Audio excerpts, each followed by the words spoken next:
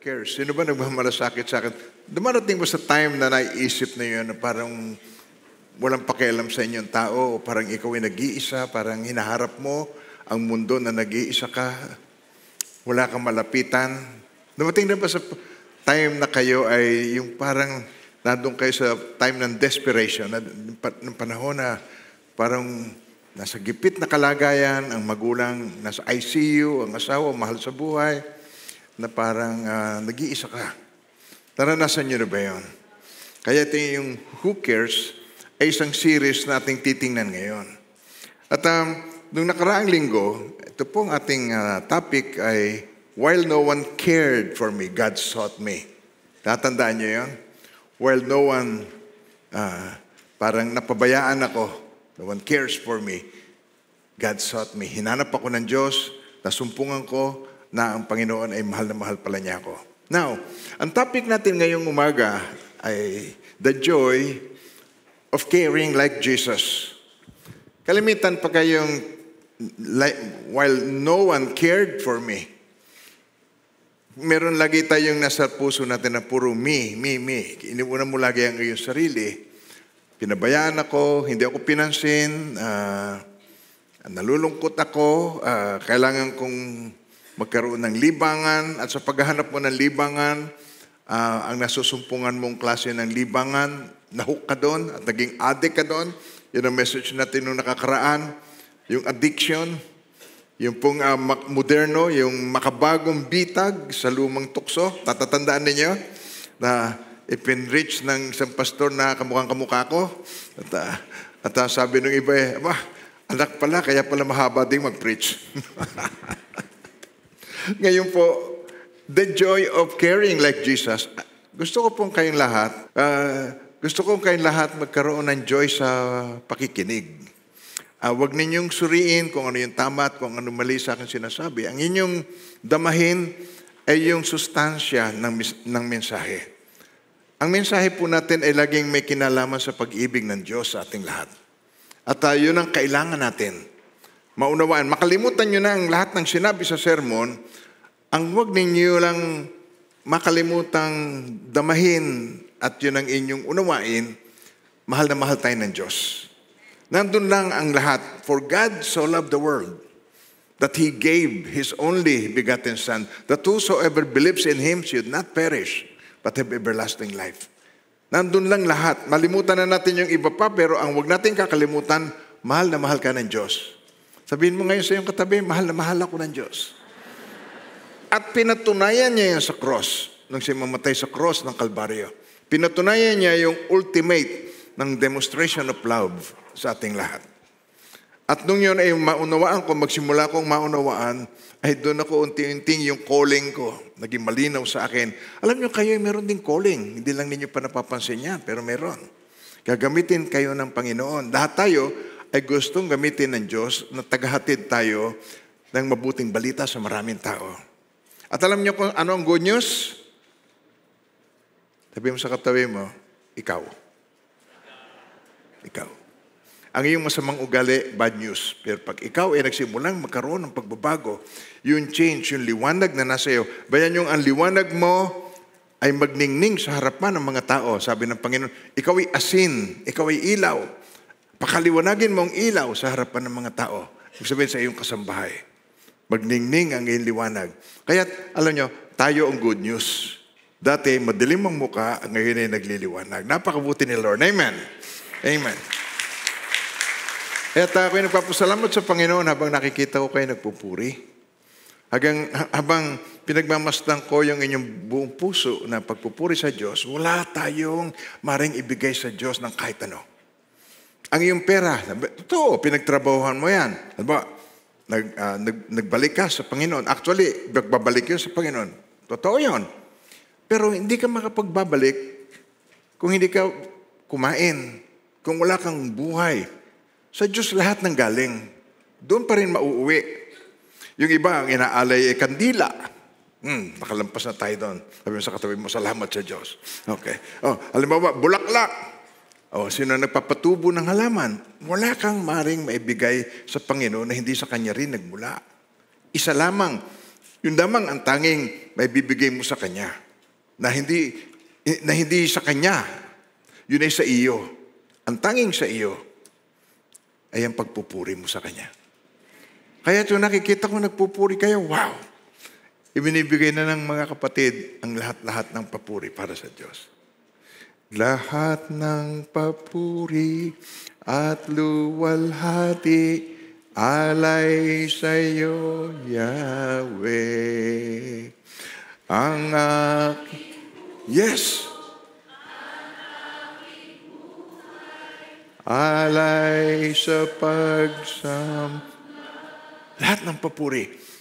Lakas. Bigay natin sa Kanya. At luwalhati alay sa iyo, Yahweh. Ang aking puso at aking alay sa pagsamba. Alay sa pagsamba. Purihin natin ang Panginoon. Thank you, Lord. Ay, lagi nyo narinig sa akin, tigilan nyo ng kasisimba. Tama na ang pagsisimba. Magsimula na tayo ay sumamba. Ang pagsamba ay pag-aalay ng buhay natin sa Kanya. Ang buhay ko hindi tungkol sa akin. Pwede bang ulitin po ninyo yan? Ang buhay ko ay tungkol sa Kanya na lumalang sa akin. Hindi ko nilikha ang sarili ko. Kaya nung ma-realize ko yon, ang lahat-lahat sa akin. And I mean lahat-lahat. Lahat-lahat. Ari-arian, property, lahat. Buhay ko. Lahat-lahat ay naalay ko sa Kanya. At gusto ko, kung babawiin man ako ng buhay, nagpipreach ako. Inuulit ko na lagi, no? Si Pastor Makulit. ang ating topic po ay ito. The joy of caring like Jesus ay titingnan natin dito sa Mark chapter 2, verse 1 to 12. Diyan iikot yung ating mensahe kung paano tayo ay maka-experience ng joy, how to care for others. Yung inaawit natin, I want to care for others like Jesus cares for me.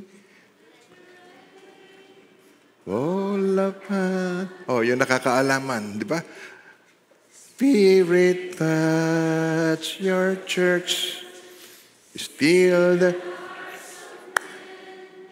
revive us, Lord, with your passion once again.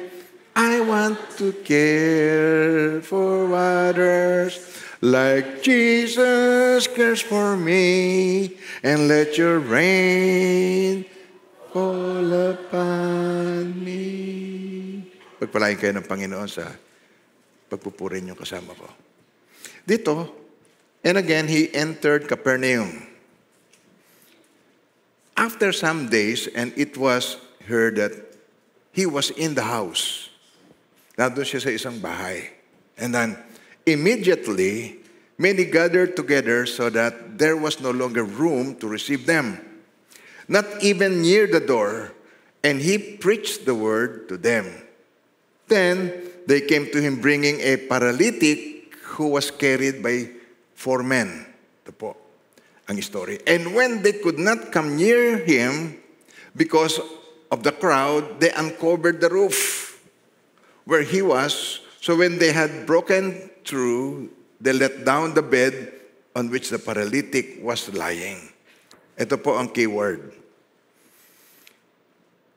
Basahin niyo po. Okay, isa pa. Okay, mas malakas pa po. Mas malakas. When Jesus saw their faith, he said to the paralytic, Son, your sins are forgiven you. Tigil po muna tayo doon. Nakikita natin itong compassion ni Jesus na naman. Malimit nating makita sa ating bawat mga pagmi-meeting natin, bawat pagsamba natin, yung ating laman ng ating mga preaching ay may kinalaman sa gaano tayo kamahal ng Panginoon at yung compassion niya sa ating mga dinaranas. Bihis na bihis kayo, pagkagaganda ninyo, mga pogi ang naririto. Pero, ang iba sa inyo ay may dalahin sa araw na ito. Meron tayong kapatid ngayon na nasa ospital, na namamaga ang kanyang paa nung una, umakyat sa tuhod, balikad, ulo, parang pataas na, parang nakikita natin yung suffering. It was painful. At ilang araw na siya sa hospital. Ang ating kapatid na yon, si Brother Marvin. Kaya lahat kayo, mag-pray map tayong lahat para kay Brother Marvin. Heavenly Father, maraming salamat na kayo po ay laging in control. Narito po kaming lahat, dumudulog sa iyo, the whole church, HTBC. Dinadalangin namin, nililift up namin si Brother Marvin sa iyong special touch. Even right now, I rebuke this infirmity in the name of Jesus. And I pray for the healing touch of the Lord to be manifested. Touch him in a very special way, all for your glory in Jesus' name. Amen. Amen. Take note, tingnan niyo po yan. When Jesus saw their faith. So, ito, pagpatuloy po natin, at mamaya ko na ipaliliwanag para sa tuloy-tuloy pong ating pagbabasa. Pinakita ko lang po sa inyo yung keyword. Pag nagbabasa po kayo ng Bible, titingnan niyo yung keyword. Amen po, sabihin yung word na yun, keyword. Yung keyword na yun, yun ang pinakamahalaga sa pagbabasa mo, yun ang mag-i-spark sa iyo, yun ang magbibigay liwanag sa iyo sa buong binabasa mo. Doon sa keyword na yun. And some of the scribes were sitting there and reasoning in their hearts, why does this man speak blasphemies like this? Who can forgive sins? But God alone. So nagalit yung mga religious people. Alam nyo, pag ikaw ay nahahabaan sa preaching, ikaw ay religious. Seriously. Kasi ang sarap pakinggan ng salita ng Diyos eh. Pagkatapos sabi, ang haba ng preaching. Nakakainip ang preaching. Pero yung iba, pag hindi na siya religious, sabi, bitin ako. Nag-preach na ako ng 1 oras, bitin pa. Pero ngayon, sa tingin ko, hindi naman ako 1 oras magpipreach. Pero nakikita natin ito, mga minamahal ng Panginoon. May ginawa ang Panginoong Jesucristo, ang mga religious people, they're always against what He was doing. Lagi silang kumukontra. Now, but immediately when Jesus perceived, then yung word na yun, when Jesus perceived in His spirit that they reasoned thus within themselves. Hindi naman audible, hindi naman malakas. Pero Jesus perceived in His spirit. Meron ganun po ang mga lingkod ng Diyos. Kayo ay meron ganun, di ba? Natatandaan nyo, yung pag may kausap kayo, parang hindi kayo komportable. Hindi naman sa judgmental ka, pero parang hindi ka mapalagay, parang something is wrong. Baka meron kang nararamdaman, nakakaiba sa taong ito. Sino sa inyong ganun? Pakitaas po ang kamay. Pakitaas. Okay. Di ba? Ang bawat lingkod ng Diyos, ang bawat mananampalataya, merong at least one gift. At yun ay discernment. Nadidiscern mo. Nadidiscern mo, mapapahama ka daw, nadidiscern mo, tuwing kayo ngayon magkakasal, dinaramdaman mo na ayaw mo yun, tapos nagkasala ka, ang kabog ng dibdib mo. At hanggat hindi ka nag-repent, hindi mapabalik sa iyo yung kapayapaan. Tama? Tama. Ayaw ng Diyos yun, kasi mapuputo lang ating fellowship sa Kanya. Now, when Jesus perceived in His spirit that they reasoned within themselves, He said to them, why do you reason about these things in your hearts? Bakit niyo sinasalita sa inyong puso ang mga bagay na ito? Which is easier to say? Ito. Sabi niya, bakit kayo nag-iisip ng ganyan sa inyong mga kalooban? Alin ang mas madaling sabihin? Which is easier to say? Sabi niya. To say to the paralytic, your sins are forgiven you? Or to say, arise, take up your bed and walk. Alin ang mas madaling sabihin? Pinatawad na ang iyong kasalanan? O sabihin kong, bumangon ka, tumayo ka, lumakad ka na. Alin ang mas madali? Yung forgive lang. Pero ito, merong action to, pinakikita siya rito. Pero sabi niya rito, but that you may know. Sabi mo nga sa iyong katabi, para aking malaman. Ito. But that you may know, that the Son of Man has power on earth to forgive sins. He said to the paralytic, I say to you, arise, take up your bed, and go to your house.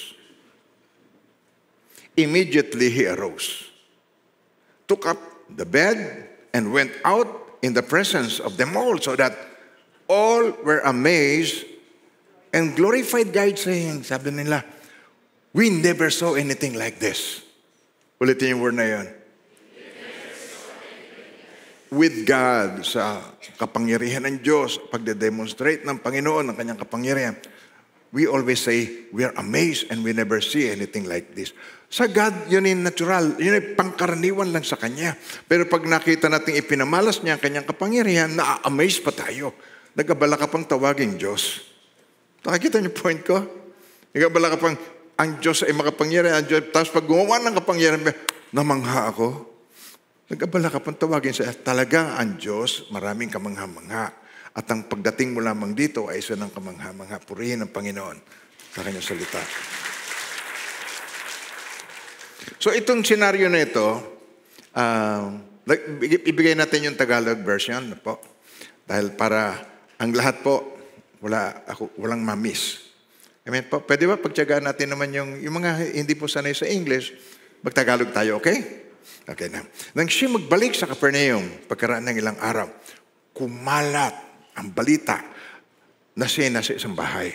Now, maraming nagtipon kahit wala ng lugar, kahit sa may pintuan. At kanyang ipinangaral sa kanila ang salita. Take note, tinan niyo po. Dito lamang sa Naik, mayroong si Jesus Arturo, nung araw dyan sa Sabang, natatandaan nyo? Tapos nagkaka-traffic doon, di ba? Natandaan ninyo yun? Hanggang sa kung ano-ano ang nangyari, meron siyang nilapastangan, nilipuan, kung ano-ano nangyari. At pagkatapos isang araw, may nangyari sa kanyang buhay na hindi naman natin ikinatutuwa po. Pero ang mga tao naghahanap ng mga magpapagaling sa kanya.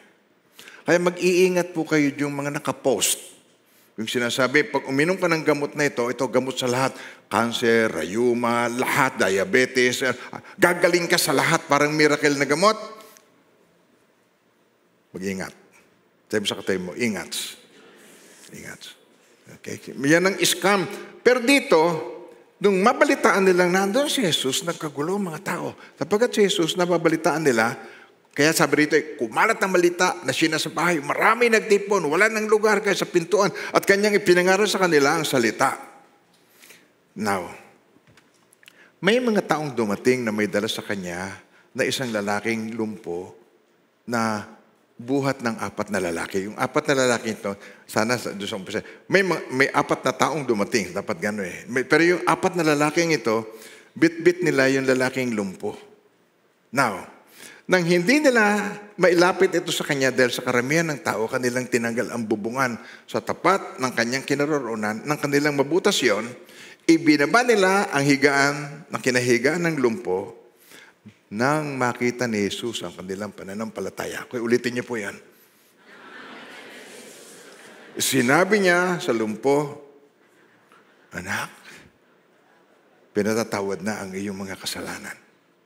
May ilan sa mga eskriba na nakaupo roon na nagtanong sa kanilang mga puso, hindi naman malakas, kanilang puso, bakit nagsalita ng ganito ang taong ito? Siya lumalapas tangan. Sino makapagpapatawad sa mga kasalanan kundi maliban sa Diyos lamang? Pagkabatid ni Jesus sa kanyang spirit na nagtatanong sila ng ganyan sa kanilang mga sarili, agad niyang sinabi sa kanila, bakit nagtatanong kayo ng ganito sa inyong mga puso? Alin bang mas madali ang sabihin sa lumpong pinatatawad ng iyong kasalanan? O tumayo ka, damputin mong higaan at lumakad ka?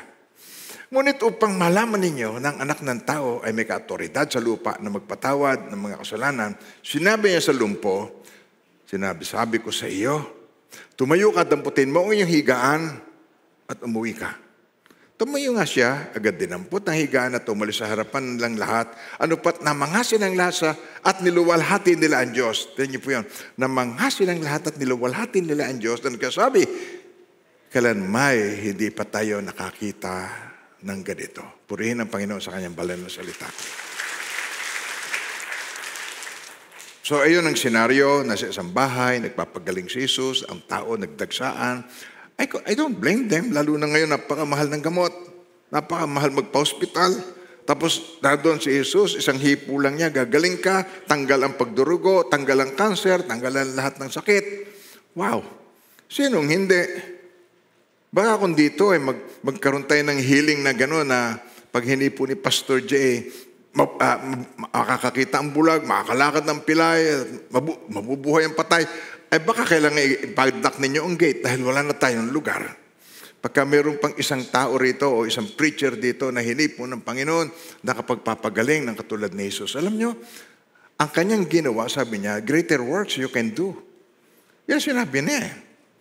Ang sabi ni Jesus, John 14:12, sabi niya rito, okay, basahin ninyo po ito.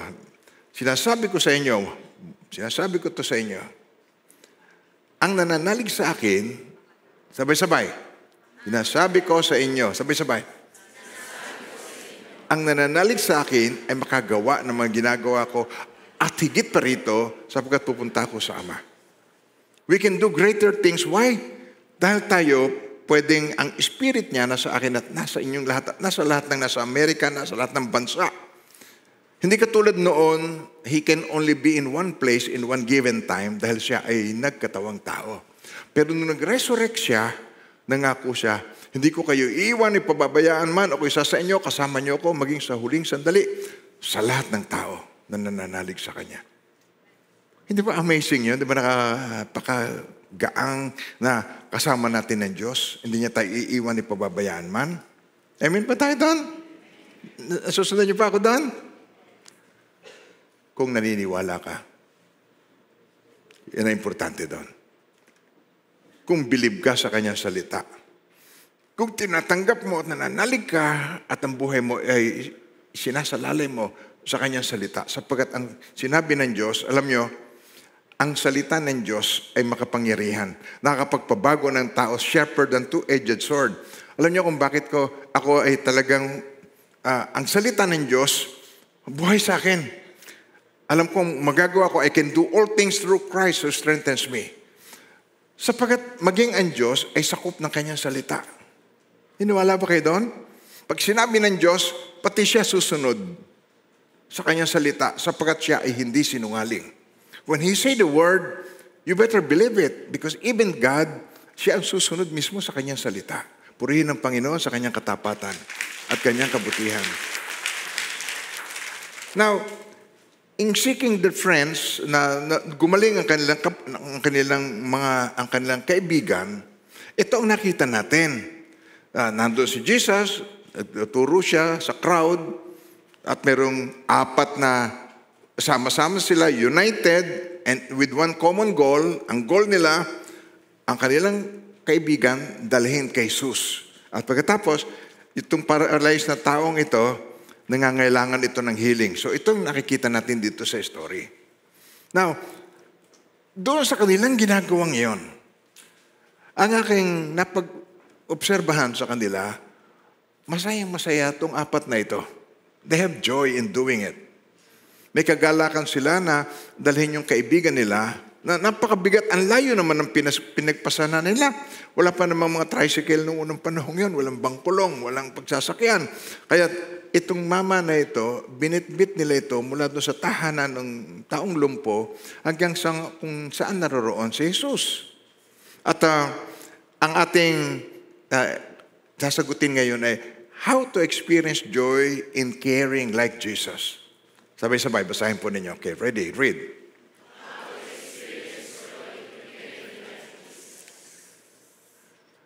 Minsan ang ating joy ay seasonal. Kalimitan ng ating joy ay pagka-Christmas, joy to the world. The Lord is come. Di ba? Amen ba tayo doon? Seasonal ang joy, ang kagalakan.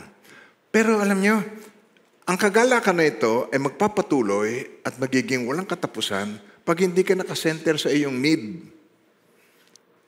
Need, sa aking sariling need, sa aking sariling pangangailangan.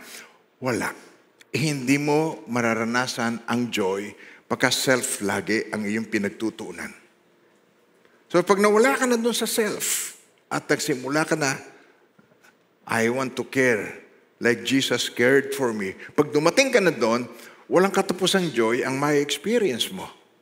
And now, so how to experience joy in caring like Jesus? Number 1, we must be united in one goal. Okay, ano yung goal na yon?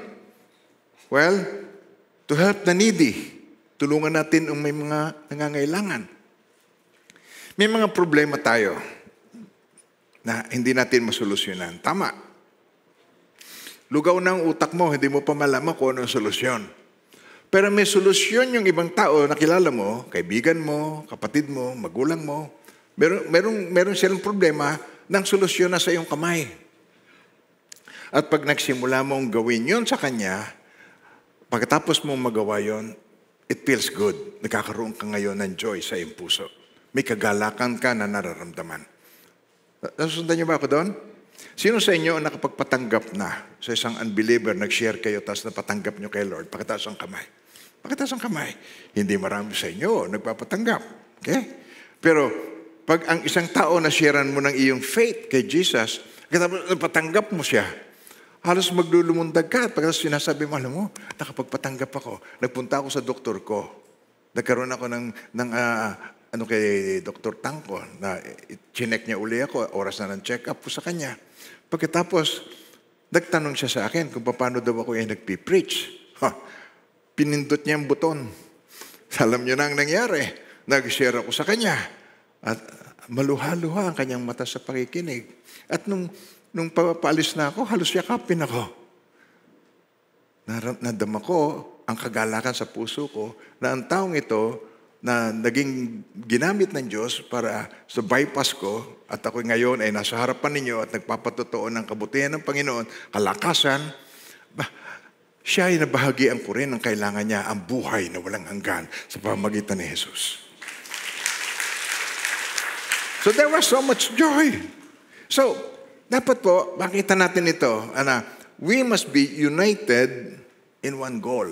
Sapagkat ikaw ay believer ng Panginoong Jesucristo. Kung hindi ka believer ng Panginoong Jesucristo, wala ka rito. Ikaw ay nananalig sa Panginoon. Okay, proof. Sino sa inyo ang nananalig sa Panginoong Jesucristo? Pakitaas po ang kamay. Tingnan nyo, galan yung paningin nyo. Taas ang kamay po. 100% na narito nananalig sa Panginoong Jesucristo. Now, ang ating pong titingnan dito sa Mark chapter 2 verse 3. Then they came to him bringing a paralytic who was carried by 4 men. Ito po ang eksena. May mga taong dumating na may dalaan sa kanya na isang lalaking lumpo na buhat-buhat ng 4 na lalaki. Binuhat nila yung lumpo. Madalas kailangan ito ng group effort. Kung tayo po, nalimbawa mo, nagkaroon tayo ng bagyo, nagkaroon ng baha, marami hindi mga nakapagtrabaho. Group effort. Meron po tayong team. At itong team natin ito, hindi na ako babanggit ng pangalan, ayoko magtaas ng kahit sino. Biglang tataas ang kanyang bandera, tapos bigla na lang itong magtatakal ng ating mga bigas, at pagkatapos pupunta ito sa lugar. At doon sa ating mga care group, meron tayong mga care group leaders. So yung mga care group leaders na ito, magre-request, pagdating ng request, ililista, pagkatapos ng lista, gagawa sila ng mga bags, pagkatapos pupunta sila sa lugar, lulusong sa baha, iaabot ang mga bigas na ito. Sabi ko, wag lang bigas ang, lagyan nyo rin ng laman. Lagyan nyo ng sardinas, lagyan nyo ng noodles, lagyan nyo ng itlog. At ito ang ginawa nila. At tayo po, nagsimula na tayo na maging aktibo ron. Naikwento ngayon, ito sa isang kakilala. Okay, naikwento ito. Ala nyo, nagbigay din siya ng pera. Sabi niya, sige, dagdagan nyo pa yan, yung inyong tinutulong na yan. At nung nakita niya yung picture, nagkaroon din siya ng joy sa kanyang puso. There is always joy when you try to help other people. Tama po? Tama. Lalo na kung ginawa mo yon out of faith. Alam mo na ang iyong inilapit siya ay doon sa talagang tunay na makatutulong sa. Alam niya yung tulong natin sa kanya, matapos kainin yon, idudumi niya yun kinabukasan.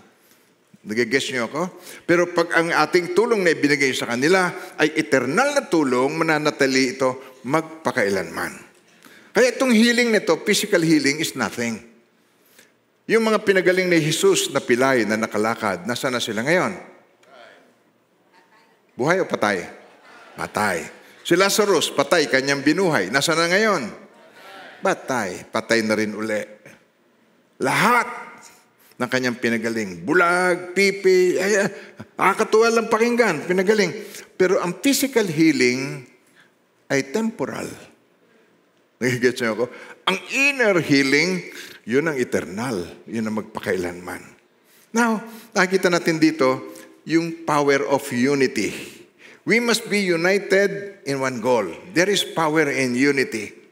Pagka tayo nagkaisa, makapangyarihan ang pagkakaisa. Good or bad. Merong bad na dahilan ang pagkakaisa. Pag ang pagkakaisa ay pagkakaisang makatao.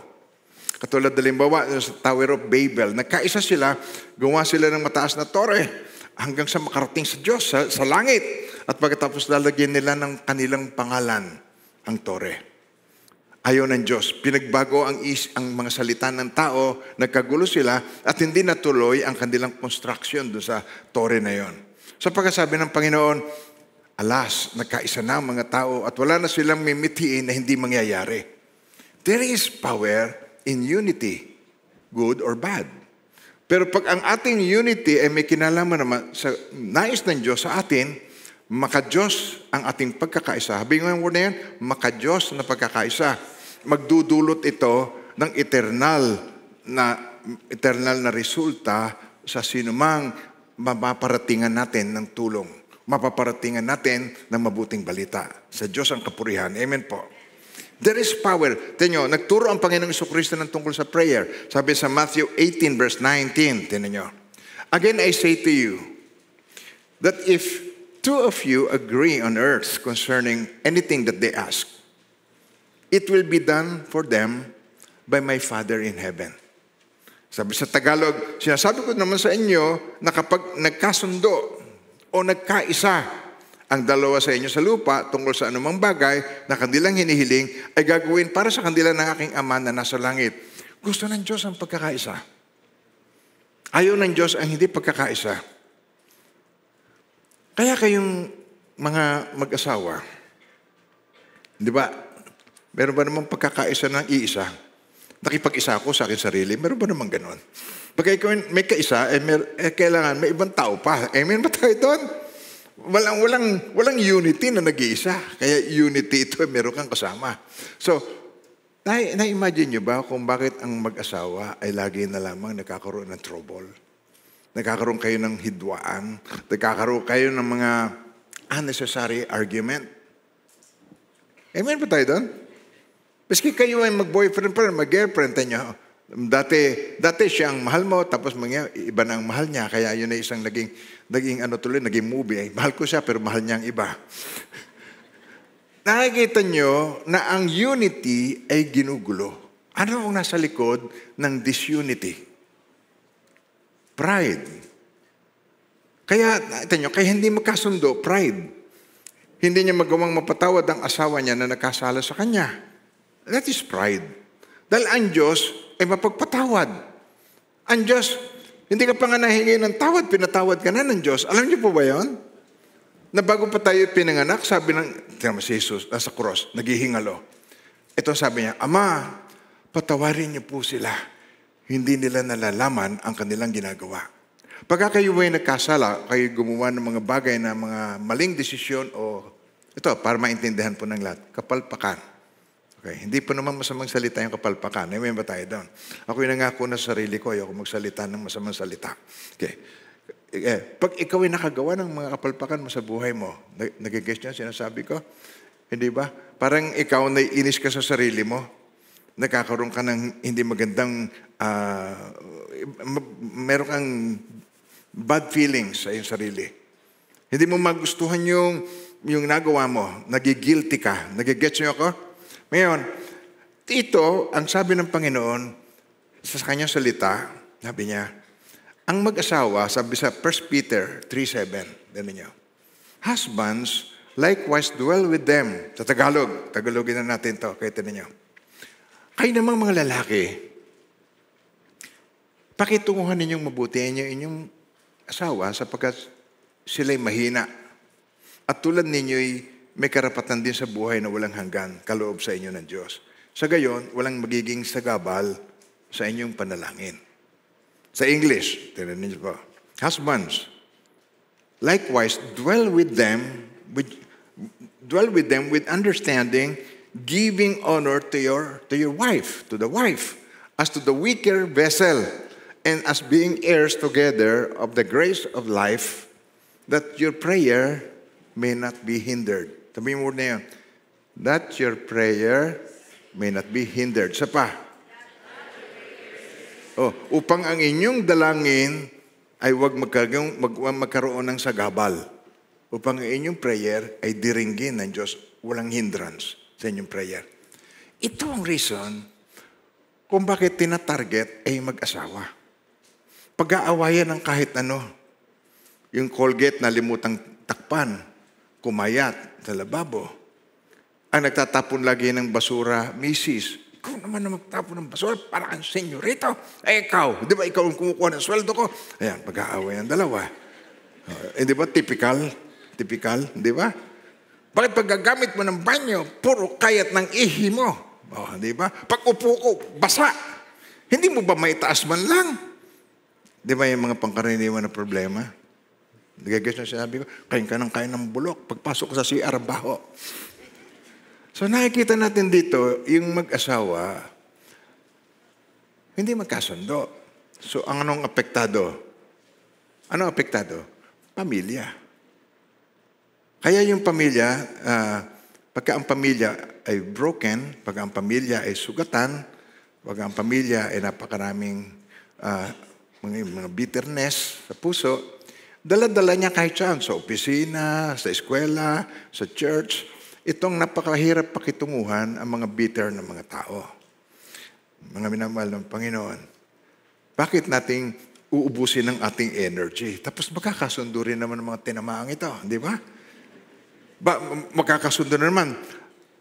Pastor, pwede po bang magpa-counsel sa inyo? Okay naman. Pumunta sa akin, tapos nagsabi ng problema. Ito po kasing asawa ko. Sabi nito, ikaw, hindi ba ganyan ka rin? Tapos sabi ko, kayo ba yung nagpunta rito para mag-away sa harapan ko? Alam nyo, ang may papayo ko sa inyo, maghiwalay na kayo. Shock na shock sa akin. Tingnan nyo, di ba?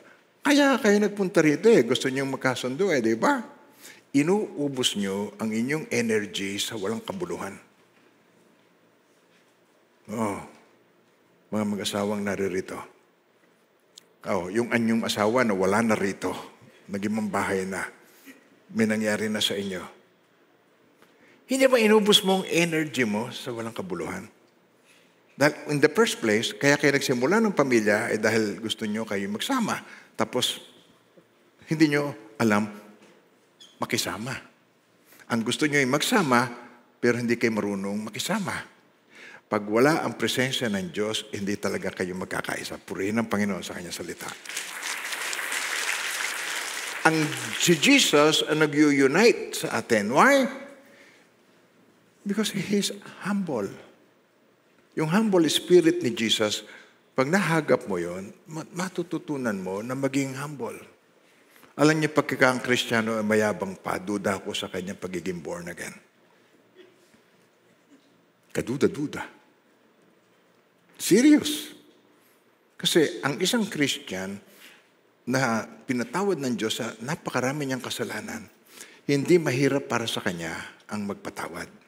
Kaya kung ikaw, nakikinig ka sa akin at tinamaan ka at ikaw ay napakatigas ng ulo mo sa iyong asawa, ikaw makakasala rin isang araw sa buhay mo. Hindi mo kailangang maging ganun katigas ang puso mo. Huwag kang parang nahihigitan mo pa ang Diyos na hindi ka makapagpatawad. Kung ang Diyos ay nagpapatawad, ay ang tao pa kaya. Amen po. Kaya lagi kong sinasabi, alam niyo ba kung sino ang malupit sa balat ng lupa? Tao. Hindi ang Diyos. Ang tao ready lagi magpatawad. Hindi pa tayo pinapanganak. Ipinanalangin na tayo ni Jesus, Ama, patawarin niyo po sila, hindi lang nila nalalaman ang kanilang ginagawa. Kaya hindi ka makapaniwala. Ikaw ba naniniwala na bago ka pinanganak, pinatawad ka na ni Jesus? Di save ako? No. Hindi ko sinasabing pinatawad ka, save ka na. Kailangan tanggapin mo ang Savior. Pero pinatawad na ang iyong kasalanan. Nag-guess niyo sinasabi ko? Pero kailangan tanggapin mo ang Savior. Kailangan tanggapin mo ang tagapagligtas. At doon, ang kanyang espiritu sa iyo. At pag nasa iyo na ang espiritong humiwalay, yun ang tawag ay born again. Tapos siya magtuturo sa iyo, siya magpapaalala. So dati, ganito tayo. Ang buhay natin, spirit, soul, and body. Nilalang tayo ng Diyos, kalarawan ng Diyos, right? Alam niyo na yon. Tapos, sinabi ng Diyos, huwag mong kakanin ng bungang kahoy na ito. Sa oras na kainin mo ito yung fruit that gives knowledge of good and evil, you shall surely die. Oras na kanin mo yan. Hindi ba dati sila hubad? Okay, maiksi lang to. Pero nung kainin nila yon, doon nila nakita, dati sila ay hubad, pero hindi nila nakikita sila hubad dahil ang kaluwalhatian ng Diyos nasa kanila. Tingnan nyo, spirit, soul, body, sabihin nyo yun. O nasa ng spirit, nasa ibaba o nasa gitna? Nasa ibabaw. Ang covering nila ay ang glory, ay yung Spirit of God. So nag-glory sila. Kaya hubot-hubad, hindi sila nahiya. They're covering. Alam nyo, kaya nung sila nagkasala, nakita nilang hubad, naghanap sila ng dahon, di ba? Tapos pinagtagni-tagni, tinakpan nila ang katawan nila. Yan ang produkto ng religion. Gusto mo ng covering. Pero ang covering natin ay ang Espiritu ng Diyos. So, nung nagkasala sila, nakita nilang naked, ang kasalanan ay tatlong bagay. Kamatayan. Ang kamatayan ay tatlong bagay. Kamatayang spiritual, kamatayang physical, kamatayang eternal. Ulitin nyo. So ang kamatayan, spiritual, physical, eternal. Spiritual, physical, eternal. Sa pa? One more time. Yun. So yung unang kamatayan na yun, ito, nung umalis yung karoon ng emptiness. So yung sa emptiness na yun, nung nawala, naghahanap siya ngayon ng substitute. Naghahanap siya ng, lagi na lang ganun tayo. Kung ano yung kulang, naghahanap tayo ng itatakip doon. Panakip utang, pambayad utang. Laging gusto natin may ganun. So, ang kailangan lamang natin gawin, kasi yun ay God-shaped. God-shaped. Hugis Diyos. God-shaped emptiness. You cannot do it with any kind of substitute. Hindi pwedeng bagay, hindi pwedeng tao, hindi pwedeng jowa, hindi pwedeng asawa, hindi pwede. Ang kailangan lamang, spirit na nawala. Paano mapapabalik ang spirit? Kailangan mawala ang sin. At para mawala ang sin, kailangan natin si Jesus. Kaya pag dumating si Jesus at tinanggap mo yon, nababalik ang Espiritu ng Diyos. Amen ba tayo doon? Tapos sasabihin natin, yun ang born again. Ang born again ay isang experience. Hindi yung mag-member ka sa HTBC, maboborn again ka. No way. Hindi maaaring mangyari yan. Yun ay isang experience. Paano mo ma-experience yun? Tanggapin mo ang kordero ng Diyos na nag-aalis ng kasalanan sa libutan at mababalik siya sa iyo. So, magiging recipient ka na ng Holy Spirit pag tinanggap mo si Jesus. Without Jesus, it's empty. So hanapan mo, alam mo pag ikaw ay Christian at hanap ka ng substitute sa puso mo, kung ano-ano, ilalagay mo sa katawan mo, burloloy at kung ano-ano, nagigit siya, sabi ko, mga brilyante na mga 5 carats na kasi laki ng batong buhay na nandyan, na halos hindi mo na mabuhat ang kamay mo sa laki ng brilyante, sa laki ng pendant mo na pag uubo mo tumatalbog. Baka may sakit na sa baga sa katatalbog. Wala. It doesn't mean anything to God. Ang kailangan mo, God-shaped. At yun ay ang Holy Spirit. Paano mangyayari yan? Tanggapin mo si Jesus. At ngayon ang gagawin natin ngayon. Sambitin niyo ang panalangin ito, buong puso, ililid ko po kayo. Mahal na Diyos, maraming salamat po, Lord. Sinulusyonan mo ang aking kasalanan. Ang hindi nagawa ng kautusan, dahil sa aking likas na kahinaan, ay ginawa mo para sa akin. Sinugo mo yung bugtong na anak sa anyo ng taong makasalanan. At sa anyong yon, hinatulon mo sa kanya ang kasalanan ko. At ngayon nakamtam ko ay ang kanyang kabanalan. Salamat po, Lord, sa iyong pag-ibig na walang kapantay. Buong puso at kaluluwa, tinatanggap ko po kayo bilang aking Panginoon, tagapagligtas at hari. Salamat sa buhay na walang hanggan na ipinagkaloob mo sa akin. In Jesus' name, amen and amen. Glory ng Panginoon. So nung gawin mo yan, ang Holy Spirit ay sumaiyo. Now, yun ang simula ng lahat. Kasi sayang ang aking pag-share pag hindi ganoon. Kaya kung meron pong mga first time at kung meron hindi malinaw sa inyo, yan pong ibig sabihin nun at hindi membership. Now, na nasa iyo na ang Holy Spirit, magkakaintindihan na tayo ngayon. Ang Espiritong nasa akin, siyang Espiritong nasa iyo. Sabi mo sa katabi mo, ang Espiritong nasa akin, siya rin nasa iyo. Purihin ng Panginoon. Amen. Kaya yung mag-asawa ay hindi mahirap na magkasundo. Ang kailangan mo lamang doon, forgiveness. Ang kailangan mo rin doon, understanding. Nagigets nyo sinasabi ko? Hindi ako nagbibiro. Kahit anong kasalanan, kahit anong klaseng kasalanan ang nagawa, pwede mong mapatawad. Sapagkat ang ating kasalanan ay napakarami at iba-iba, pero tayo pinatawad ng Panginoon sa lahat ng ating kasalanan. Amen po. Kung paano tayo pinatawad, ganoon din tayo magpatawad. Pero, makikita nyo rito na napakahalaga ang unity. Sabi dito ng Panginoon sa Mark 6:7, sabi niya, and He called the 12 to Himself and began to send them out. Sabi niya, basahin niyo na malakas. 2 by 2. Isa pa. Partner. 2 by 2. And gave them power over unclean spirits. 2 by 2. Sa Tagalog, tinan niyo po. Tinawag niya ang 12 at sinugong dala-dalawa. Binigyan niya sila ng kapangyarihan magpalayos ng masamang espiritu. Dala-dalawa. Kaya, ang isa'y nag-share, ang isa'y nananalangin. Ang isa'y nakikidigma, ang isa ay nagbabahagi ng salita.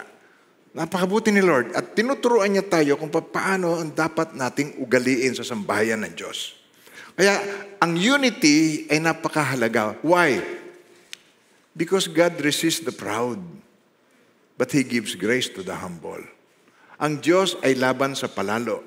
Ang nasa likod ng hindi pagpapatawad, ang nasa likod, please po, magpatawad ka na. Walang mangyayari sa buhay mo, sa pagkikimkim mo ng mga, sa buhay mo ng sama ng loob. Ano bang ginagawa mo sama ng loob? Di ba, iniiwan mo yan sa toilet. Pag masama ang loob ay binubugan mo ng lahat yan. Binabalikan mo pa ba? Tinitingnan po, ang ganda ng dumi ko. Hindi ba? Pag nilabas mo yon, ay, tinilimot mo na. Ganyan naman ang Diyos sa atin.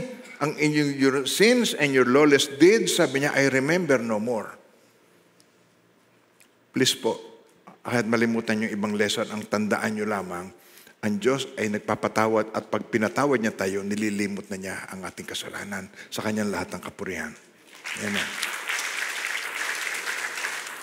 Ang nasa likod ng hindi pagpapatawad ay pride. Ang nasa likod ng disunity ay pride. Kaya God resists the proud, but He gives grace to the humble. Nire-resist. Ang Diyos ay laban. Tinan niyo pong word na sa Tagalog. Tinan niyo po. Ngunit higit na malakas ang tulong na ibinibigay sa atin ng Diyos sapagkat ang sabi ng kasulatan, ang Diyos ay laban sa mga palalo, ngunit tumutulong sa mga mapagpakumbaba. Sino pong gustong magpalalo? Pakitaas ang kamay.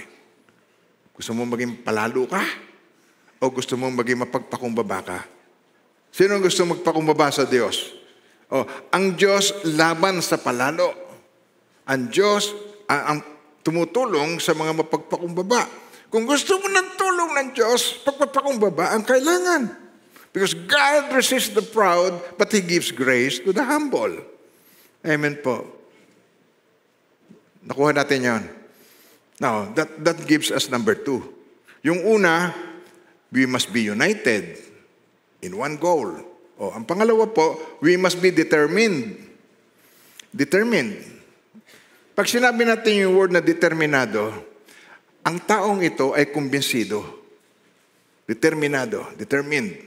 Pag ikaw ay determinado, bilib na bilib ka sa lakad mo. Bilib na bilib ka sa pupuntahan mo. Bilib na bilib ka sa decision mo. Amen po ba tayo doon? Okay, ito po ang nakita natin dito sa verse 4 ng Mark chapter 2. Because of the crowd. However, they could not get the man to Him. Hindi nila madala kay Jesus. So, they made a hole in the roof, right above the place where Jesus was. When they had made an opening, they let the man down lying on his mat. So, tingnan natin ito sa Tagalog. Tingnan niyo po. Hindi nila mailapit. Hindi nila mailapit itong mama na ito sa dami ng tao, kaya ang ginawa nila, ano po? Binakbak nila ang bubong sa tapat niya at hinugos ang paralisadong nakaratay sa kanyang higaan. Yung word na yun na hinugos. Papaliwanag ko muna sa inyo po kung gaano ka, ano ito. Tenyo, ang itsura ng mga bahay noong araw.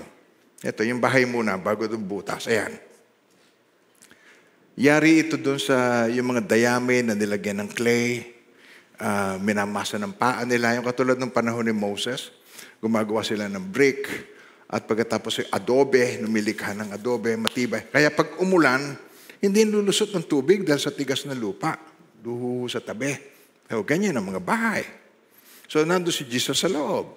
So, itong mga mama na ito, nung hindi sila makapasok, ang ginawa nila, hindi sila sumuko. Umakyat sila, binitbit nila yung mama. Tingnan kung paakyat sa hagdan, edi kailangan natin doon ng coordination, timing. Oops, akyat muna ako, taas ang kamay. Yung nasa likod, tataas nila ang kamay nila. Yung nasa unahan, ibababa naman nila para pantay. Tama. Kailangan ng coordination. 1, 2, 3, akyat. 1, 2, 3, may coordination. Pagkatapos, nung dumating sa itaas, ito ang nakakagimbal binakbak nila yung bahay ng may bahay. Gusto niyo bang maging may-ari ng bahay na nandun si Jesus? Umakyat sila doon at binakbak nila yung bahay. Ibig sabihin, binutas nila yung bahay. At pagkatapos, inihugos yung tao. Nakita niyo yung may taling 4. Sabihin, tinginan silang 4. Bababa tayo. 1, 2, 3, baba. 1, 2, 3, baba. Kasi pag meron na isang mahuhulog yung mama, baka sa halip na paralisado lang yun, mautas na yun. Kung sila hindi tama ang timing nila. Kaya kailangan ng coordination. Sabi yung word na yun, coordination. Okay, sa tagal, pagkakaisa. Sa pa. Kailangan may pagkakaisa. Sabay-sabay sila, binaba nila. At nung naibaba nila, ito naman ang nakita natin dito, yung commitment nila ay talagang napakatindi. Hindi nila sinukuan ito. Sinabi, pare pasensya ka na, hindi kami makapasok, ang daming tao. Wala kami wala akong magagawa. Meron na ba kayo nakitang tao na inaasahan mo, pata sa'yo, wala akong magagawa? Nakita niyo na ba yung senyos na ganyan? Wala akong magagawa. Nakangiwit pa yun, wala akong magagawa. Ito'y hindi ganon. Ano mararamdaman mo kung isa-isang paralyzed? Hindi ka naman makakalakad. Hindi ka nga makaihi na mag-isa. Pagkatapos, walang tumutulong sa iyo. Nag-iisa ka lang. Napaka-helpless ng situation na yan. At salamat sa Diyos, at mayroong mga taong katulad nito na ang pakikipagkaibigan sa Kanya ay malalim.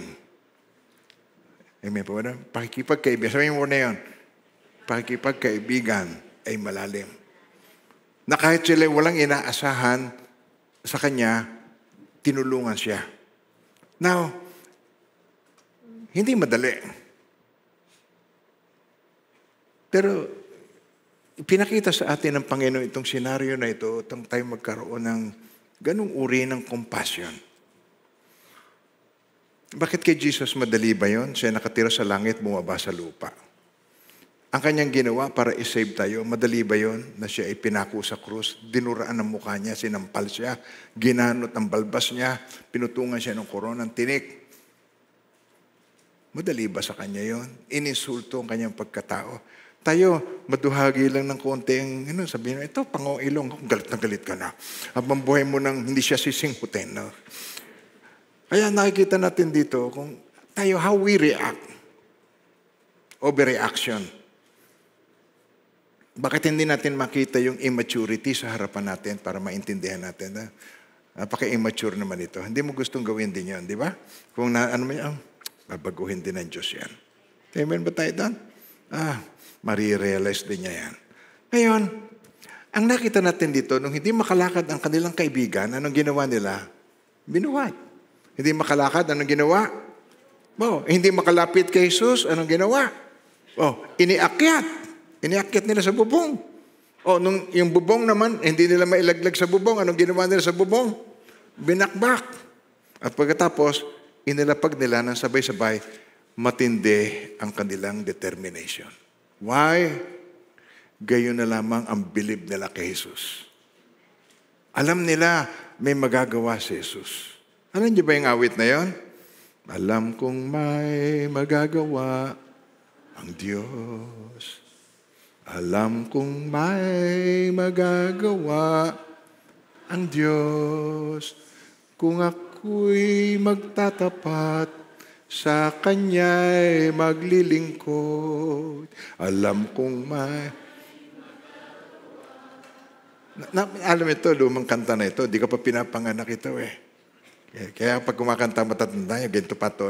Alam kong may magagawa ang Diyos. Ganon. Pag nasupotin ka doon sa mga kapilya, alam kong may magagawa ang Diyos kung ako'y magtatapat sa Kanya'y maglilingkod. Oh.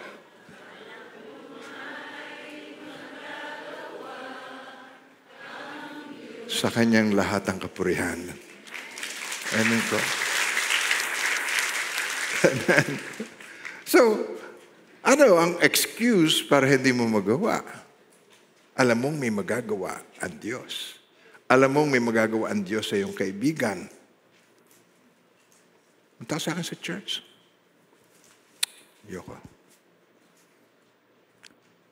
Bakit? Bakit tayo mo? Ang tatay ko nasa ICU. Sinabi ko sa Diyos, pagalingin mo lamang yan, magcha-church ako. Ay namatay. Ayoko. So, nakikita mo yung kanyang frustration sa Diyos. Sino sa inyo na-prostrate na sa Diyos? O, aminin. Sino na-prostrate niya sa Diyos? Sino? Yung may hiniling ka tapos hindi nangyari. Dahil hindi lahat ng hilingin mo mangyayari dahil ang Diyos hindi genie. Ang pagkakaalam mo sa Diyos ay katulad nung sa lampara ni Aladdin, yung genie. What are your wishes, my master? Ganon. Yan ang alam mo sa Diyos. Ang Diyos ay hindi natin utusan. Ang Diyos ay meron ng planong maganda sa bawat tao. Pati kamatayan ay planado ng Diyos. Kukuha niyo ba sinasabi ko po? Susundan niyo pa ba ako? Lahat. Hindi mo mamaintindihan sa umpisa, maintindihan mo rin pagdating ng araw. Tatanungin natin kay Lord, bakit po ganito ang nangyari? Meron siya ipapaliwanag sa iyo. Pero sa ngayon, hindi mo pa kayang makomprehend ang lahat. Ang gusto lang ng Panginoon, magtiwala tayo sa Kanya. Yun ang tanong lang nagtitiwala ka ba sa Diyos? So, kung nakita itong mga mama na ito, nakita nila yung ginagawa ng Panginoong Hesukristo at sila ay kumbinsido, wow, hindi sila nag-hesitate. Hindi sila nag-hesitate na sila magsama sa pare, tulungan natin yung ating kaibigan. Sige, puntahan natin. Dalhin natin kay Jesus. Sama-sama sila, nagpunta kay Jesus. Bit-bit nila. At sila ay talaga namang, alam niyo naman mga Israelita, mga big bones yan, malalaking tao yan. Kaya hindi yun madali yung kanilang ginawa na yun, pero walang nakahindir sa kanila at hindi sila nag-give up. Don't give up on anyone. Huwag mong i-give up ang mga taong nagkamali sa iyo, hindi mo na sila gustong sharean. Don't give up on anyone. Amen po? Because there is joy in caring like Jesus. Why? Because God forgives. Nagpapatawa ng Diyos. Now, tignan nyo, when Jesus saw their faith, nung makita ni Jesus ang kanilang pananampalataya, when Jesus saw their faith. Okay? Ano sabi niya sa paralytic? Son, your sins are forgiven you. Pambira. Ang nakita ni Jesus, pananampalataya nung nagbitbit. Pero dahil sa laki ng kanilang pananampalataya, ibinless niya yung kanilang pananampalataya. At yung mama na yon, na hindi pa naman nakakapagsalita ng kahit ano, sinabi kaagad niya, relasyon kaagad ang inoffer niya, son, your sins are forgiven you. Minamahal ng Panginoon. Kung meron sa inyo rito na sumama dahil inanyayahan, at ikaw ay tumugon, tapos nandito ka ngayon, tapos ikaw ay nakikinig at naririnig mo yung aking isinashare na ito, well, tinatawag ka na ng Panginoon, anak, ipinatawad ng iyong mga kasalanan. Ganyan kabuti ang Panginoon. Kaya, hindi natin husgan ito sa impyerno, ito sa langit, ito dahil ganito, hindi nag-church ito, namatay ito sa langit na ito, sa impyerno na ito. Huwag natin ilagay sa ating mga kamay ang panghuhusga. Ilagay natin sa kamay ng Diyos yun. Tayo ay pagsunod lamang ang kailangan natin kay Lord. Pagsunod. Dahil alam nating may magagawa ang Diyos. Amen? Kung ako magtatapat, sa Kanya ay maglilingkod, alam kong may magagawa. Yun ang awitin nyo lagi, magkakaroon kayo ng determination. Amen po. So, itong mga mama na ito, nakita nila kung gaano kabait si Jesus. Gaano kabuti. Pati yung tax collector, pati si Zaccheo, lahat. Gusto niyang pagalingin. Basta tinanggap siya bilang Panginoon at tagapagligtas. Save. Yun lang ang kailangan.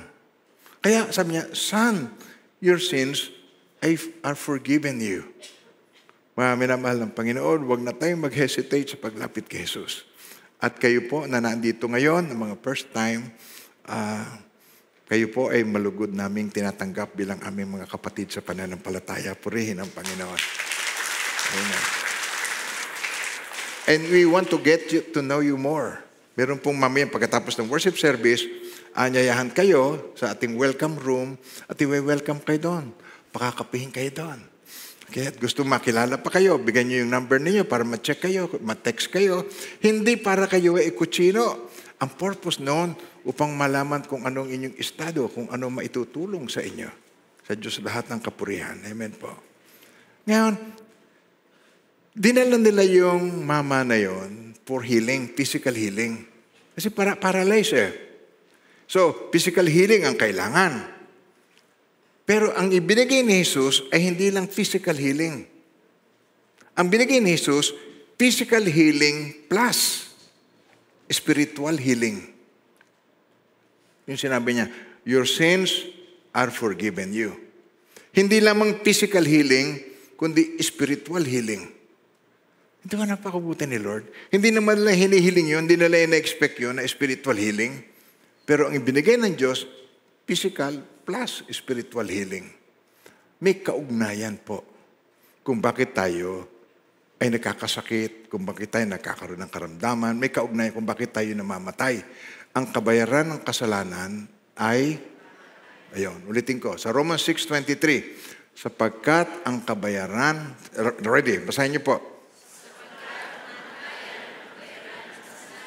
Ngunit ang kaloob ng Diyos ay buhay na walang hanggan sa pamamagitan ni Kristo Jesus na ating Panginoon.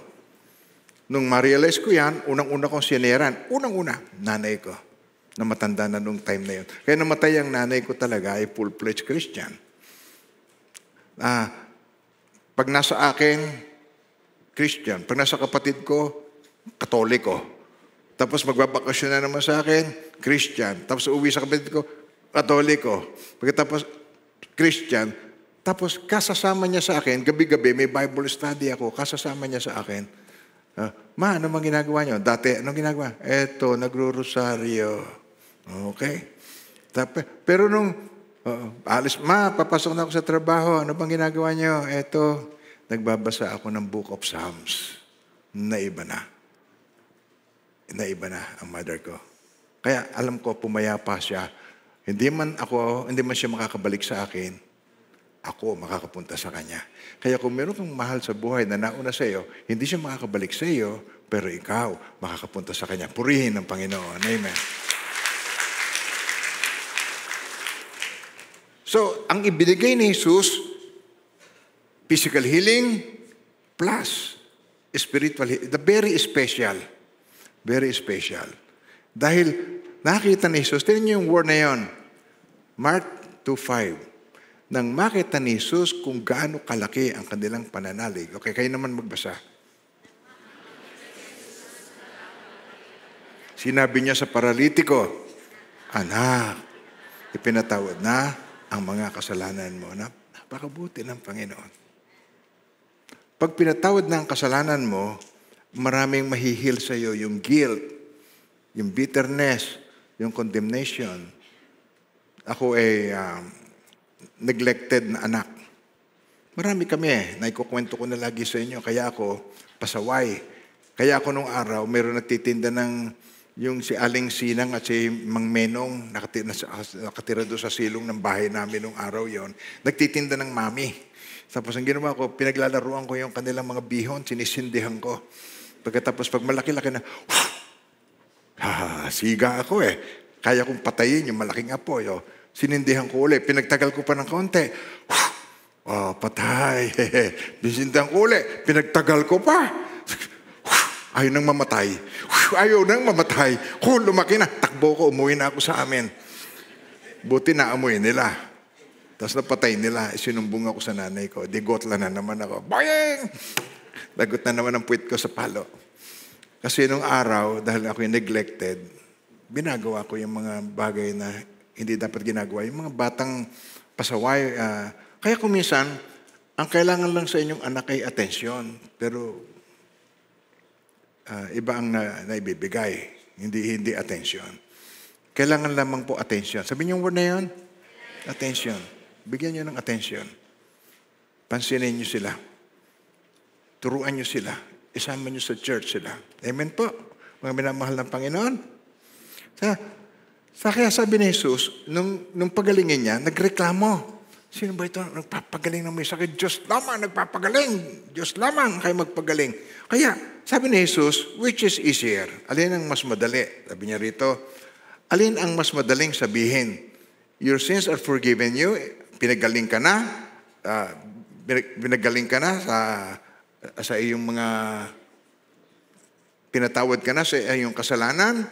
O tumayo ka at buhatin mo ang iyong higaan at ikay lumakad na. Alin ang easier to say? Alin ang mas madaling sabihin? Sa inyo, ano ba? Mas madaling. Pinatawad ka na ng Diyos, di ba? O subukan mo sabihin, magaling ka na, lumabas ka na sa ospital. Mas mahirap yan. Pero sabi niya, para makilala ninyo, tinan niyo.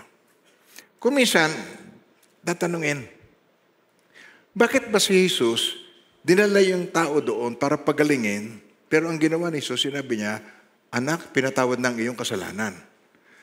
Tinan niyo. Tapos, nagbubulong-bulungan ng mga religious people, Diyos naman nagpapagaling ito, blasphemy ang ginawa nito. Sinabi niya, pinatatawad ka na sa iyong kasalanan. Diyos lang nagpapatawad. Merong isang mamambulag. Ang mga alagad mismo ni Jesus ang nagsabi sa kanya, Guro, alin pong may kasalanan? Yung magulang niya o siya mismo? At siya ay bulag. Sabi ni Jesus, hindi ang kanyang magulang at hindi rin siya ang may kasalanan. Pero ang pangyayaring ito ay sa kaluwalhatian ng Diyos. In this particular situation, ang pangyayaring ito, yung mama na iyon, kaya siya paralyzed, ay dahil sa kanyang kasalanan. This particular case, ito pong case na ito. Kaya siya ay napaparalyze dahil siya ay may kasalanan. Noon po ako, meron akong tendonitis. Halimbawa, ito yung paa ko. Nakita niyo maliit na tungki na yun. Yun ang tendon. Yung tendonitis. Nung nagkaroon ako noon, pagkasakit-sakit yun. Ito yung halimbawa, ito yung paa ko yun. Yung maliit na yun. Kuntil na yun. Napakasakit.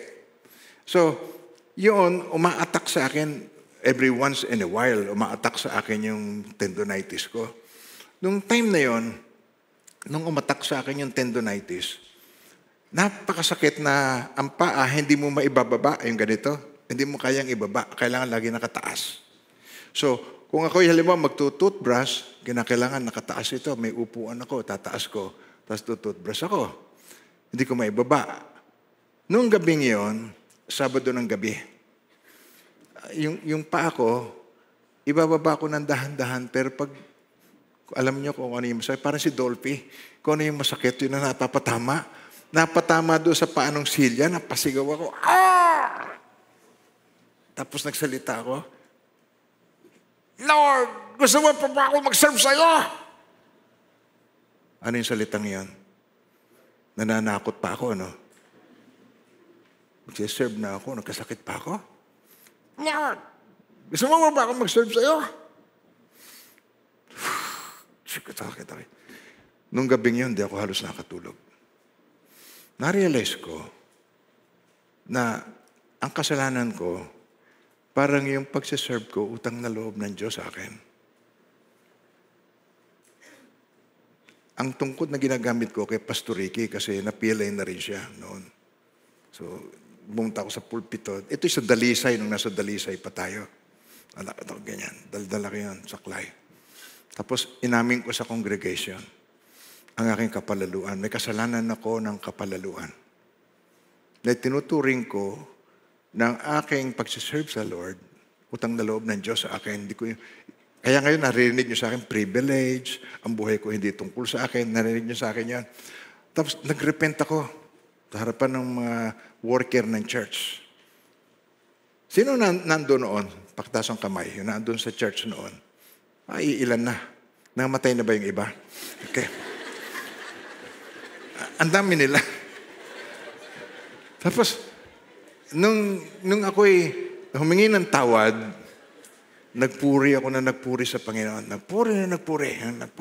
Hanggang sa nagkapuspusan. Pagkatapos, nung matapos na yun ay preparation para sa worship service. Kasi ako rin na magpipreach. Ako'y 4 na beses nagpipreach. 2 sa umaga, 2 sa hapon. 4 na beses. Ako lang mag-isa yun, nagpipreach. Ay, ganun pa ang kalagayan ko. Kaya para bagang, ang pagtitiis ko, parang dapat ba ako'y nagkakasakit? Parang ganun. Sabi mo sa katabi mo, bad yan. Kaya nung nagrepent ako, pagkatapos ng puri, naramdaman ko ba? Nayayapak ko ng pa ako. Bit-bit ko na yung tungkod. Diretso ang lakad ko. Tapos bumaba ko sa hagdan. Ganito rin ang hagdan natin doon. Tapos yung ating parking lot doon, batuhan. Lumakad ako sa batuhan nung walang Pastor Ricky, sinasauri ko na sa itong aking tungkod. Tapos naglakad ako doon sa batuhan. Ayun, hindi ka pwedeng gawin yon. Bad na bad yon. Pagka yung ganyan ang lakad mo, hindi pwedeng mapilipit. Diretso lakad ko pa. Pinagaling ako ni Lord. Buhat noon, yung instant healing, yun ay totoo. Sabi nyo ngayon, ang instant healing ay totoo.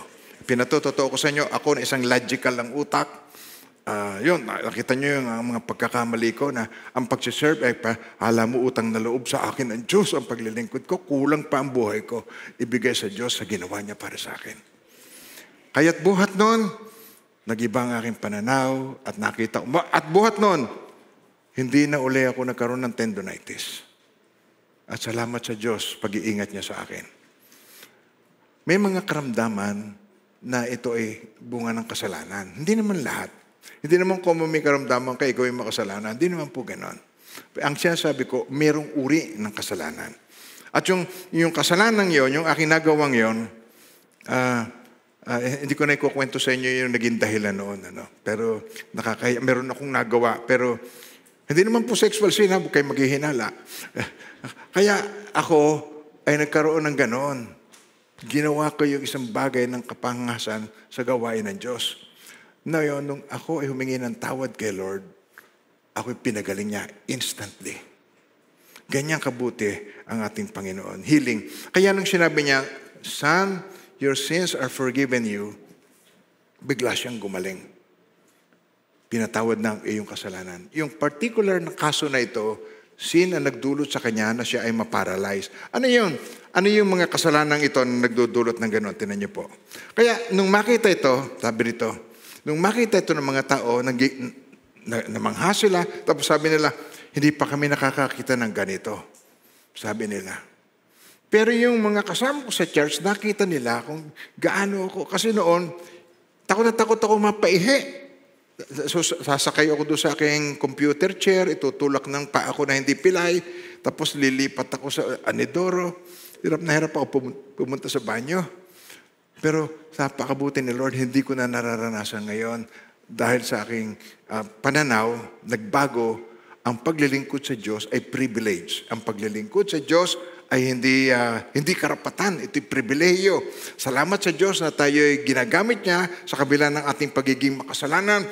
Gagamitin ka rin ng Panginoon. Purihin ng Panginoon sa kanyang banal na salita. Yung lumpo, ano ko sa kanya na maging ganon? Guilt. Sino sa inyo nakaranas na ng guilt? Yung pagka ikaw ay nakagawa ka ng hindi maganda, nakapag-abuse ka ng tao, nakapagsalita ka ng abusive na pananalita, dala-dala mo sa puso mo, guilt, bitterness, may kapaitan sa puso, condemnation, dala-dala mo yung condemnation, fear, unforgiveness. Napakatindi ng unforgiveness po. Kaya maraming mga tao discouraged, sila ay napaparalyze. Kaya pag niyaya mo sa church, ayoko, ikaw na lang mag-church. Ayoko ang Diyos mo. Nagigets nyo sinasabi ko? They need help. Kaya kung ikaw ay nag-iisa, humanap ka pa ng 3 kasama para matulungan mo siya. Hindi ko sinasabing bitbitin mo na kaagad, ano? Ang sinasabi ko, may makatulong ka pa na magpatotoo sa kabutihan ng Diyos upang siya ay madala mo at makilala niya na ang Diyos ay napakabuting Diyos. Siya ay mapagpatawad na Diyos. Amen po. Makalalapit lamang ang mga paralyzed na tao, mga lumpo, kung merong mananampalataya na tutulong sa kanya na maglapit sa Panginoon. At yun ay wala ng iba kundi tayo na nakaranas ng kagandahang loob ng Diyos. Amen po. Amen. Handa mo bang gawin ang mga bagay na yon? Handa ka bang magpagamit sa Panginoon na madala mo rito ang mga taong paralyzed, ang mga taong hindi makalapit kay Jesus? Handa po ba ninyong gawin yan? Hindi, nagtatanong na po ako. Handa mo bang gawin ang ginawa ng Panginoong Jesucristo? Handa mo bang gawin itong pinamamalas niya sa atin ito na magdudulot sa atin ng joy sa ating puso? Alam niyo, pagka gumawa ka ng ganito, actually, you are not doing the favor. Alam nyo, ang ginagawa mo ng favor ay sarili mo. Sapagat ang kagalakan na ito, wala nang makakakukuha sa iyo. There will be so much joy in your heart. Why? Kasi po, sabi ng Panginoong Jesucristo, the thief does not come except to steal, to kill, and to destroy. I have come that they may have life and that they may have it more abundantly. Hindi lang basta life. Ang magnanakaw hindi napaparito kundi upang magnakaw, pumatay, magwasak. Sabi niya, ako'y naparito upang ang tupa ay magkaroon ng buhay. Isang buhay na ganap. At kasi siya, dinuktungan niya upang magkaroon ng buhay. Sabay-sabay. Isang buhay na ganap at kasi siya. Hindi lang basta buhay, ganap. May fulfilled. Merong fruitfulness na buhay. At mangyayari lamang yan pag ginawa natin ang kanyang kalooban. Sapagat si Jesus, pag tinanggap mo, katulad kanina, tinanggap mo ang kanyang spirit na sa iyo. Upang ipakilalang anak, pinagkalooban tayo ng espiritu ng anak upang makatawag tayo sa kanya. Ama! Ama ko. Sabay-sabay, basahin po ninyo. Kalooban tayo ng espiritu ng anak at ang tayo makatawag sa kanya ng Ama, ama ko. Hindi ka na alipin kundi anak, sapagkat anak, ikaw ay tagapagmana ayon sa kalooban ng Diyos. There is so much joy. Amen po. Sabi dito sa John 15, verse 11 to 13. Tinan niyo. These things I have spoken to you that my joy may remain in you and that your joy may be full. Okay, sa Tagalog, tinan niyo po. Ang mga bagay na ito ay sinasabi ko sa inyo upang ang aking, may joy, ang aking kagalakan ay mapa sa inyo. Sapagkat si Jesus, ganun siya. Compassionate. Upang ang aking kagalakan mapa sa inyo at ang inyong kagalakan ay malubos. Sa verse 12 po, ito ang aking utos na kayo'y magmahalan sa isa't isa gaya ng pagmamahal ko sa inyo. Walang mahigit pang dakilang pag-ibig kaysa rito na ibigay ng isang tao ang kanyang buhay dahil sa kanyang mga kaibigan. Purihin ang Panginoon sa kanyang banal na salita. Ini-encourage ko kayo na maka-experience ng joy sa pamagitan ng pagsunod, sa pamagitan ng pag-share, sa pamagitan ng pagdadala. Amen po? Bring them in so that we can build them up. We can train them for, and we can send them out. Ready? Bring them in, build them up. Train them for, send them out. Ulit. There is no one to build up if you don't bring them in. So first we bring them in, and then we build them up. We train them for, we go into training, and then we send them out. Purihin ang Panginoon. Kanya ba yung salita? Amen po. Pagpipray ko na kayo ng pagpapala ng Diyos. Tanggapin po ninyo ng buong puso. Hindi ko alam ang detalye. Alam ni Lord. And now may the Lord God bless you and keep you. And may His face so shine upon each one of you and be gracious to you. His countenance be upon you and bring you peace. In the name of the Father, and of the Son, and of the Holy Spirit, in Jesus' mighty name. Amen and amen.